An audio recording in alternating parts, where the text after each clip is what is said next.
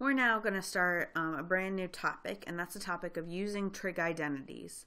And the first thing we're going to look at is how to prove trig identities. So we're going to start with some very basic identities, and I have your formula sheet pulled up here to show you that all of the identities we're going to be working with are on the back, or on the second page. So the first thing that we're going to look here are the reciprocal and quotient identities, which we've talked about before. I don't know if we've mentioned the Pythagorean identities, but these are three identities. So sine squared of x plus cosine squared of x is always equal to 1 no matter what angle you plug in for x. 1 plus cotangent squared of x is always equal to cosecant squared of x no matter what angle you plug in for x. And 1 plus tangent squared of x is always equal to secant squared of x. Okay, and then we've also talked about the even and odd identities. So here are some guidelines that will help us verify the identities.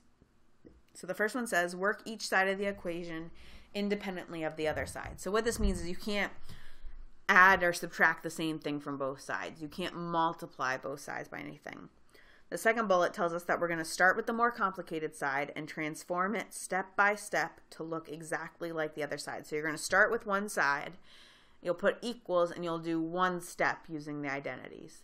Then you'll do equals and do one more step until, doing those little steps, you get to the other side. So you kind of already know the answer. You know what you're going toward. The whole point of these problems is to show the process. And then here are some tips to help you. So it says try the following. Rewrite in terms of sine and cosines. So use those reciprocal identities and the quotient identities. Factor out any greatest common factors. Separate a single quotient into two terms, combine fractions using a common denominator, or multiply the numerator and the denominator by a factor that appears on the other side of the identity. Okay, so we'll go through examples of all of these. Let's start off with a pretty simple one. So it says prove the following identity, that sine squared of x times 1 plus cotangent squared of x is equal to 1. So we're going to start with the more complicated side. We're going to write this down.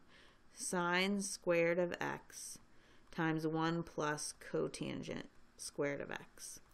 We're going to put in equals, and we're going to use an identity to do one step. Now we're going to look over at our Pythagorean identities, and we see that 1 plus cotangent squared of x is equal to cosecant squared of x. So we're going to plug in cosecant squared of x, where we have 1 plus cotangent squared of x. So we'd have sine squared of x times cosecant squared of x. Now we're going to use the reciprocal identities. Since cosecant of x is equal to 1 over sine, cosecant squared is equal to 1 over sine squared. Now, just by doing multiplication, we see that sine squared over 1 times 1 over sine squared, well, that's just equal to 1. They would cancel each other out. Okay, so we've gone from the more complicated side, we've worked step by step to show that it's equal to the other side.